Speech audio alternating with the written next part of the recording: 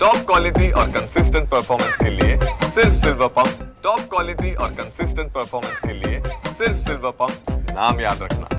गोंदिया जिल्ह्यात मागील 3-4 दिवसापासून सातत्याने पाऊस सुरू होता आणि या पावसामुळे अनेक शेतकऱ्याची शेती पाणीखाली गेली होती आणि अनेक रोड रस्ते बंद करण्यात आले होते आणि काल पाऊस थांबला, पण सध्याच्या घडीला आता शेतकऱ्याचे शेतात पण पाणी साचून आहे। आपण बघू शकता, मी एका शेतकऱ्याच्या शेतात आहे आणि या शेतकऱ्यांना काही दिवसापूर्वी आपल्या शेतात रोवणी केली होती आणि या शेतकऱ्याच्या शेतात पाणी साचलेलं आहे आणि हे परे सडण्याच्या कगारवर आहे।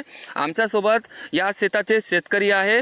भाऊ, काय सांगणार, आपली शेतामध्ये पाणी साचलेलं आहे?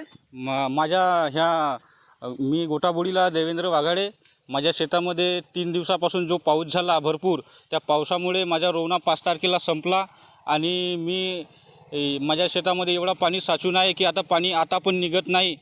त्यामुळे शासनाला हेच कळवतो की तातडीने आम्हाला मदत करावी आणि आमच्या वावराच्या समोर जो तलाव आहे त्या तलावाचा तुडूंब फुटलेला आहे। आम्ही मागे सरपंच महोदयांना जे विनंती केलं होतं, ठराव दिला होता, त्या ठरावामध्ये लिहिला होता की तलावाचा तो तुडुंब आहे, तो तुडुंब नवीन बनवण्यात यावा, तो तुडुंब पण बनवलेला नाही। त्यामुळे आमच्या शेतामधून भरपूर पाणी जाते आणि नाल्याच्या पण पाणी येते, आता पण साचून आहे।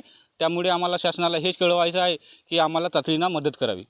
नक्कीच अनेक शेतकऱ्याची शेती पाण्याखाली गेली आहे, त्यामुळे सर्व शेतकऱ्याची अशी मागणी आहे की लवकरात लवकर पंचनामे करून आमची भरपाई करावी। साईद पठाण, TV9 मराठी, गोंदिया।